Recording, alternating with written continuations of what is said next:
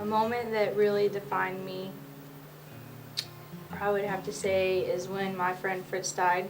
It was like 4 years ago, and he died of a drug overdose. And it changed a lot of my views and outlooks on life.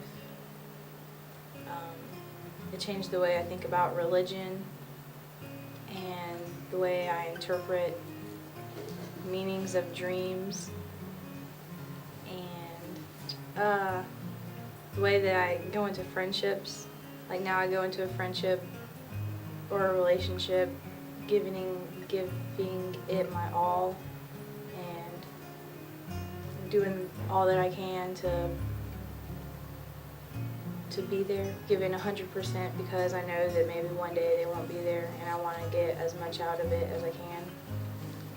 Last day that I seen Fritz was on a Saturday, and me and my friend Samantha she came over to spend the night with me, and we were going to take her home, and then we were going to go to the Blue Crab Festival. And so we left, me and her and my mom, and Fritz walked us to the gate, and he opened the gate for us, and he yelled at us to bring him back some gumbo, but we laughed at him because we weren't going to bring him back any gumbo. And I remember I turned around and looked at him and seen him waving by while he was standing at the gate and we were leaving. And then he walked back up to the house, and we left and took Sammy home. And then we went to a bar with my mom, and we stayed there for like an hour or two, and I really just wanted to go home. I didn't want to be there. I felt really weird. And so my mom finally agreed to leave, and we were going to leave, and the bartender runs out screaming at my mom. She's like, your husband's on the phone, you gotta come talk to him. And she's like, no, tell him that we're going to the festival. And she's like, no, it's important. And so my mom gets out of the truck and she goes to talk to Dad, and she comes back out and she's all freaked out, and we have to go home.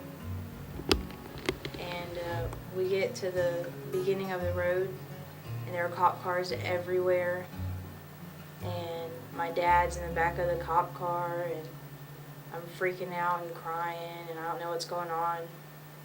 And eventually they tell me that Fritz overdosed on painkillers, and he had to go to the hospital. And so I'm crying and freaking out because he was like my best friend. And my cousin comes and picks me up, and I go to her house because my mom doesn't want me around all the cops and stuff. And when they get done talking to the cops, we go back to my house. But then my parents have to go down to the jail to talk to the police about what happened, like to make a statement, I guess. And my mom's friend Dorothy was there with us, and she was calling the hospital to see if they had like a new status on Fritz, if he was okay. And she called like 3 times, but they said that they didn't have anyone in by that name. And she called the 4th time, and the lady said DOA, which is dead on arrival. And I remember then, like when she said it, my heart stopped. It was weird because after that day, a whole bunch of people were coming around and bringing us food, and like they wouldn't let us be alone and stuff. But then when they quit coming, like after a week after he died, it was weird because it felt real lonely, and that's when it probably really sunk in. I was laying in my bed one time, and it was like a week after Fritz died, and I was under my covers, and I was like I kind of felt something, but I was being retarded, and like seeing if I could bring a spirit or something, I don't know. And I was like, Fritz, if you're here, give me a sign. And I didn't expect anything to happen. Like, I thought I was just being stupid. And all of a sudden, the whole shelf in my closet fell and made a humongous boom. And I was freaked out and paranoid, and I was just like paralyzed in my bed.